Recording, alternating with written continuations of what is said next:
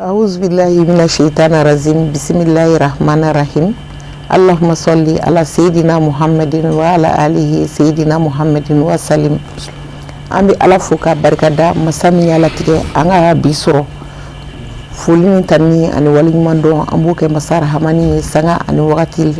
aka hinala kanyeshi aka danfeuma ka bada fulita kanyeshi an kuntigi ma muhammadu rasulullah kisini nema ubana umugoyi ala kan to horma ko sojeni alkiyama ka fulini tanninta kadi an karamogo ma nuyi asid usman sherif madani haidrai anaka dembaya anaka numbaga bela jeli ambu fujne sileki nani kanala o ko fe mauma be kibe ka amfle ni wati na tele shirifula jabrani kanala ambi au fu danti fulimina ka beni au ka wakati chugoyayi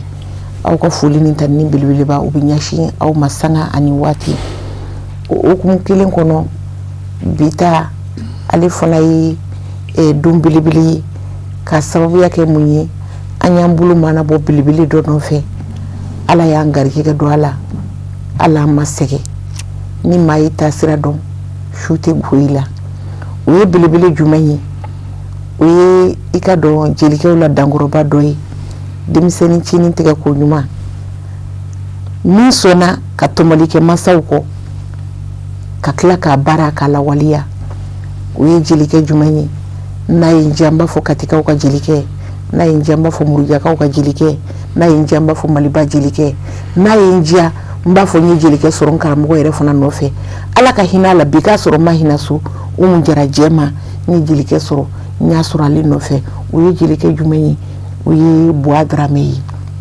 boadrame kabo kati nali rikutradi kati u vice president utuma ambi afu ka wali nyundo jilike inula amba anula matu mse drame te jalo mse mba so mogo do kuli bashiti mala tam aywa ambi fuki wali nyundo anyi weli amma fu isurala bunyani karamako utuma uyi fem bilibili nte dobe numéro composé nga alhamdulillah i anoko ya ambula ambi fuki wali nyumando o kofe yana nga do émission kono dakuru nyakile fuli mbi yere bulu ambi soro ka bara damni inshallah alhamdulillah ame ala fu ka ala barkada ale min sona ka ni kene soroli no ya anyi kene akono ka antama ka buanga so ka se no herela ambo ala bainfo ka barkada jigi besema ro ala mini ka ala deli ala ka kene sigi herela ala ka uli herela an sigira kun kama ya rabbi ala ka barkado ala amin ya rabbi awa ko ke ayre ka ala bunya koso ala ko ke ala kira kanun koso anda ka sabo na ka so dunwe ani munun tugura ko nan yo foli ke ambe anga mali ambela jelen fo jamana marabe munun bulu ambu fo ka mali ambe kilingelen fo yimana ke fan ni kloba na ka foli be kenenha anga duwa be mali ambela jelen fana ama nyinu fe be ka duwa kanyi nan yo foli ke ni plateau nyere sababu ya no anga Sherifu ke no Sherifu Usman Madan Haidara anaka dima bela jele anaka numbaka ube ambu ubela jele fu ali bi ka duwa ke ay bara minye dine kono saran mamba ala de bulu ala kana sarajnya ni lahara ya rabbi amala ko ke ala kira kanun koso no bora matu ame Sherifu la barakela bela jele fu dante fulimna kerengere ni ala me erefu sabu jini sere bena temesira do jine fembe fana sababu yi no ninte ne chinya foloi nga kanse yambi o sababu ye ebe fana yi matu ambi erefu ni wo ke o kanuna te ka fo ne be ko don te ka fo me se kumala te ka fo ko rebe mbulo na we kanunde kuma don na wo mo don bra de be ifasalensa donc ambe bela jedin fo krengere na la technicien ambo lu fana fo ko sebe ka do okay ala ka ambe kilema merci beaucoup Boadrame ambi fo kayira kan mbawla aw chamamba me ko ala ka hina balma musula Cheikh Drami kale korke nyimbi kuma ale de filɛ an bolo yan bi o Buwa Darame an n'o de bɛna jɛ ka émission kɛ ayiwa bi thème bɛ boli fɛn min kan o de ye i ka dɔn belebele min ni an b'ale hukumu kɔnɔna la n'o ye seli ye seli fɛn do fɛn belebele do n'Ala y'a k'i ɲɛna nisɔndiya ko do ɲagali ko do nka seli an bɛ se ka lafiya kɔnɔ cogo di est-ce que an bɛ ka lafiya sira ta wa ayiwa mun b'a to an bɛ lafiya mun b'a to an bɛ ɲɔgɔn faamu a kɔnɔ mun b'a to an bɛ bɛnkan kelen kan seli kɔnɔ o kama émission an ye ale ɲɛsin seli ma bi ayiwa n'i m'a faamu la fête de Tabaski et ses enjeux bi thème u bɛna boli o kan ayiwa Ala ka faamuyali cogo ɲuman Ala k'o di an filɛbagaw bɛɛ lajɛlen ma sans plus tarder Buwa an y'a fɔ cogo min na o kelen do seli e bɛ se ka mun de fɔ an ye ka an na faamuya seli yɛrɛ kan seli ye fɛn jumɛn de ye alhamdulillah Ala k'an ni sababa bɛn seli ye n'an b'a fɔ ma ko seliba an ka lahiya faga seli o ye silamɛya la donba dɔ ye silamɛw ka hinɛ don do Ala bato don do yafa ani ka silamɛw kala ɲɔgɔn na ka hadamadenw yɛrɛ kala ɲɔgɔn na hakaja ka an miiriw da ɲɔgɔn na ka ɲɔgɔn sira tago bɔ ka hinɛ ɲɔgɔn na silamɛ kiya la ko u b'a fɔ ko silamɛ bɛɛ bɛ fa kelen ba kelen donc seli ye don ye don min n'a bɛ hadamaden an bɛɛ dusukun ɲagari ani an daba ma cɛ la fɔlɔ parce que an bɛ kira min ladegela donc n'i ye kira ka siraw tagama i ni Ala de bɛ ɲɔgɔn fɛ donc Ala kira ka misali don k'a di an ma mais bɛɛ y'i yɛrɛ sɔrɔ a kɔnɔ hali minnu tɛ silamɛ ye bɛɛ lajɛlen bɛ hinɛ sɔrɔ komi dɔnnibagaw y'a fɔ cogo min ko Ala ma Ala kira ci foyi kama ni danfɛn bɛɛ lajɛlen ka hinɛ tɛ donc o kɔnɔna la seliba in mana se bɛɛ lajɛlen bɛ niyɔrɔ sɔrɔ a kɔnɔ minnu tɛ dumuni duman sɔrɔ k'a dun olu bɛ dumuni sɔrɔ minnu tɛ sogo sɔrɔ k'a dun olu bɛ sogo sɔrɔ Ala barika la hali fini ɲumanw a sanni se tɛ dɔ ye mais Ala ka jɔn ɲuman kelen kelenw bɛ yen minnu bɛ kɛ sababu ye san kɔnɔ siɲɛ kelen dɔw bɛ fini ɲuman sɔrɔ k'a dun donc an bɛ dugawu kɛ seli fana natɔ min filɛ Ala k'a musakaw nɔgɔya Ala k'a latɛmɛ ko ɲuman d'an ma Ala k'a kɛ hinɛ ni yafa seli fana a y'an bolo Ala kira bonya kosɔn sɔli ala rasul salim Ala ko dɔn min an b'i fo k'i waleɲuman dɔn i ka nin walawalali cogo ɲuman in na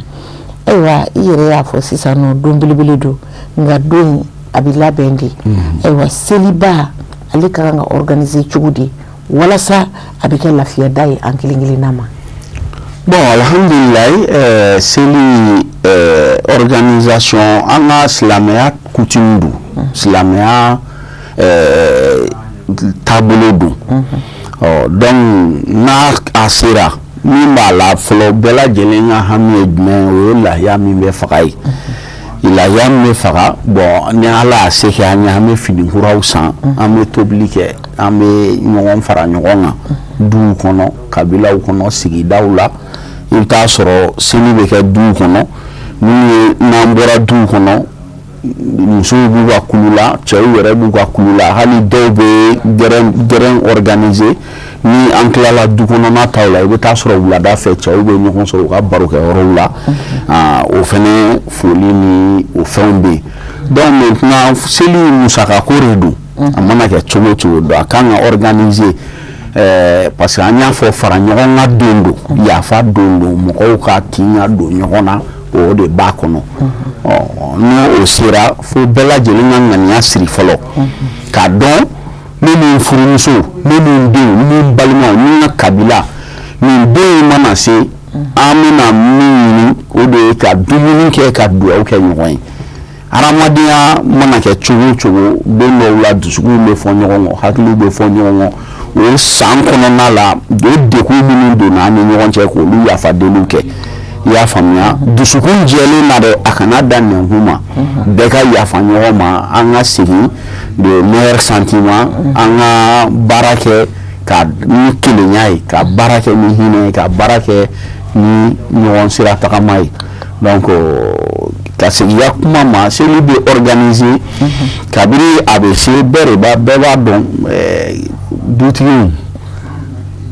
a donni caman b'olu de kun an bɛ boliboli caman kɛ bɛɛ bɛ hami an bɛ fɛn caman kɛ ka a boloda an b'a ɲini ala fɛ ala ka a nɔgɔya dutigi bɛɛ lajɛlen kelen kelen ma hakaja bɛɛ ka sɔrɔ tɛ kelen mais a don kelen ala de ye masa ye min bɛ se ka bɛɛ lafiya i ka sɔrɔ kɔnɔ ala k'o nɔgɔya an ye. Amina ya rabi an b'i fo k'i waleɲuman dɔn i ka walawalali cɛ ɲuman in na an ye faamuyali belebele sɔrɔ kuma ninnu kɔnɔna la nka i da sera a ma sisan n'o ye belebele ye seli kɔnɔ n'o ye lahiya ye lahiya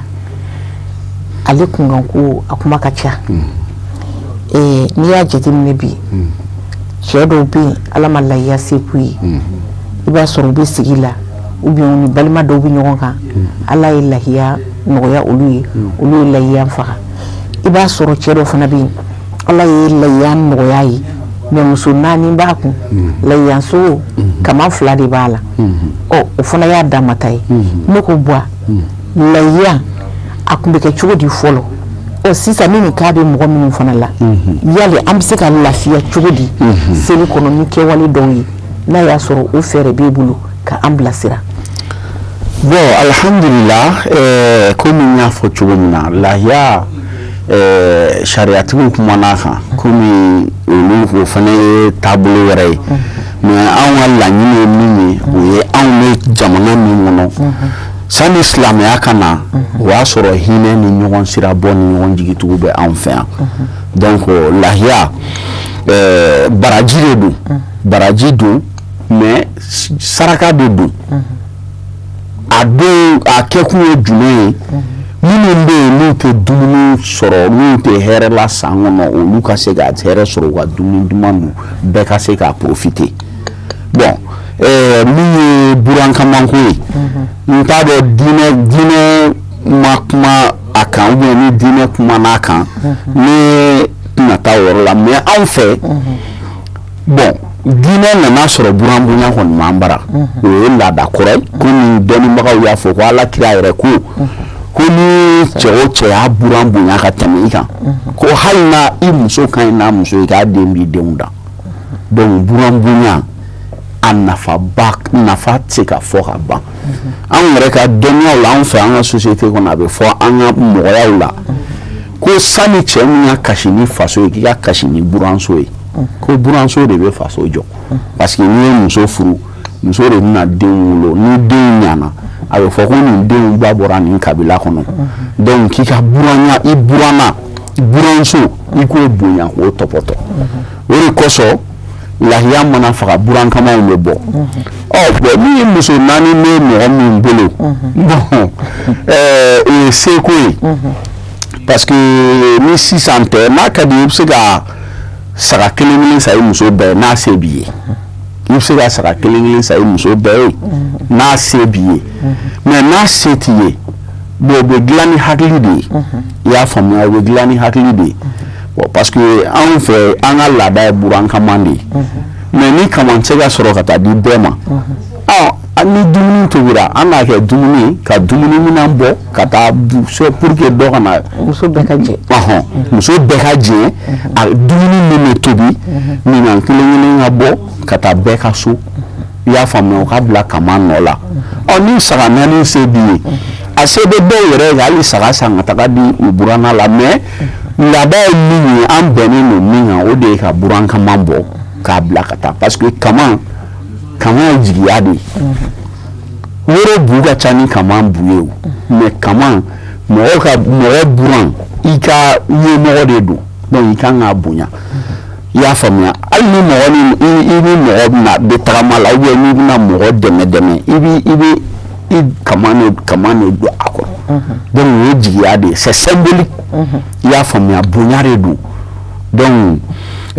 ka kuma jaabi la dɔrɔn an bɛ segin o kuma kelen ma ni muso caman bɛ min bolo b'a fɔ kaman bɛɛ tɛ se ka bɔ ka taa donc a bɛ se k'a falen k'a kɛ dumuni ala sago i sago. Ayiwa an b'i fo k'i waleɲuman dɔn hali bi suguko in don i y'a fɔ cogo min na o yɔrɔ don diinɛ sira o ye diinɛ sira ye nka adamadenya sira fana o ye adamadenya sira ye a ka ca la n'i y'u sama u bɛ taa ɲɔgɔn sɔrɔ fɛn kelen na ɲɛfɛ sabula bɛɛ bɛ jogo ɲumanya de ko fɔ o hukumu kɔnɔna la n'an ye jateminɛ kɛ cɛ minnu ye muso 4 ta muso 4 bɛɛ tɛ jɛ ka furu ɲɔgɔn fɛ i b'a sɔrɔ kɔrɔlen muso fɔlɔ kɛrɛnkɛrɛnnenya la ale ka kaman lajɔlen don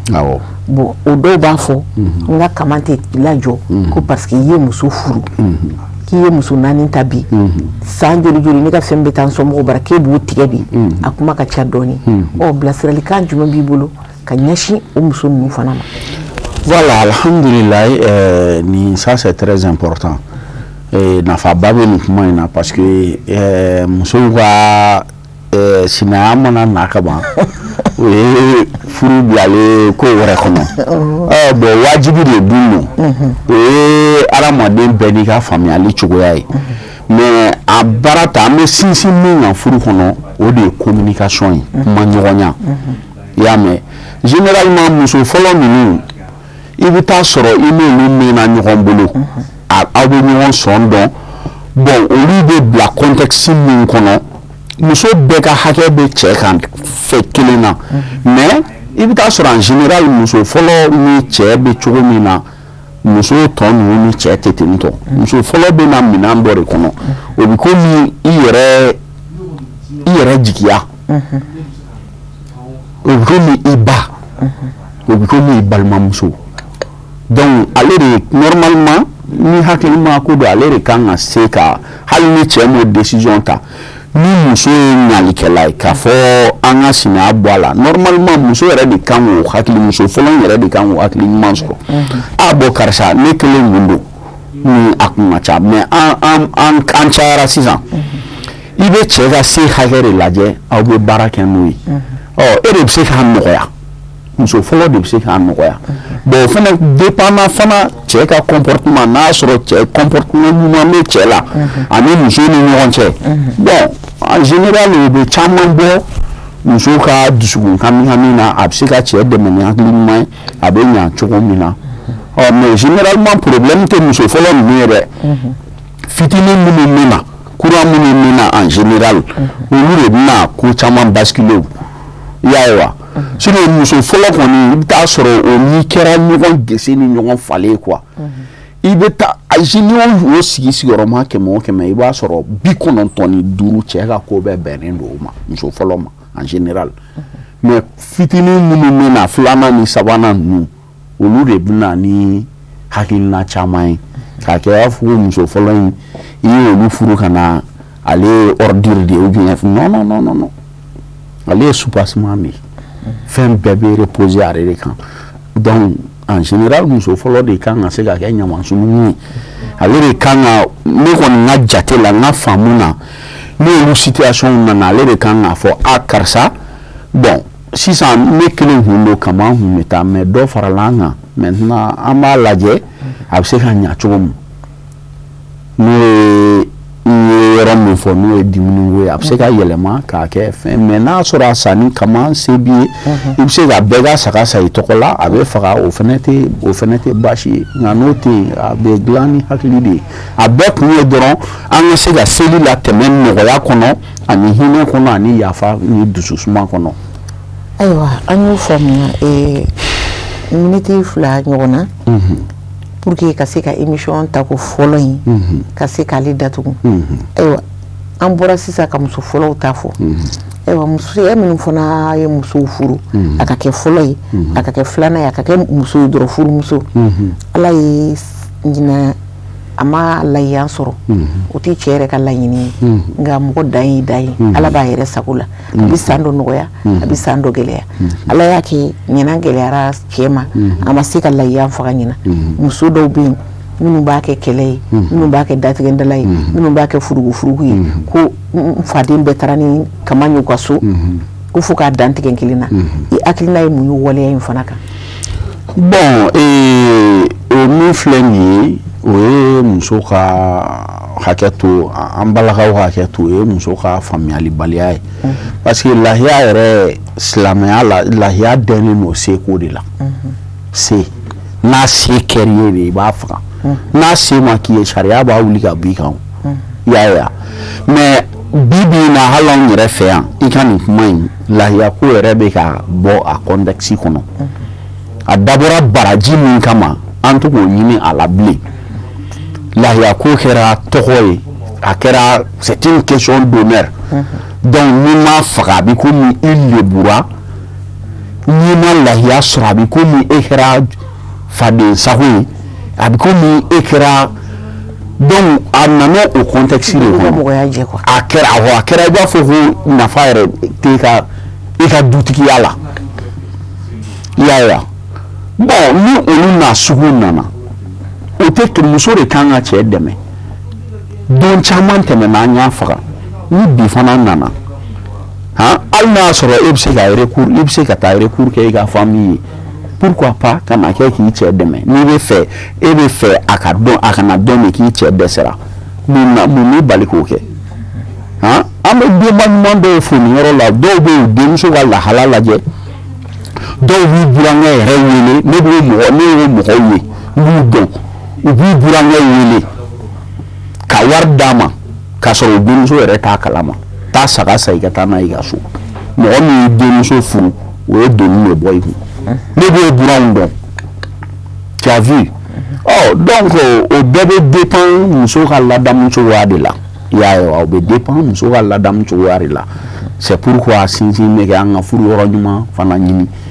c'est den mana mɔ hukumu kɔnɔ a ye a mansaw ye cogo minnu na ani mansaw yɛrɛ bɛ den dɛmɛ a ka furu la o mansa ɲumanw bɛ den dɛmɛ a ka furu la donc hakili de b'o olu dafa quoi. Ayiwa an b'i fo k'i waleɲuman dɔn i ka nin kuma cɛ ni kuma sanuma ninnu na ka an kelen kelenna bɛɛ la faamuya ka an to an sigiyɔrɔw la ayiwa an bɛ a yira an filɛbagaw la ka fɔ nin ye émission tako fɔlɔ ye min ni o ɲɛsinnen don seliba ma ni ala sɔnn'a ma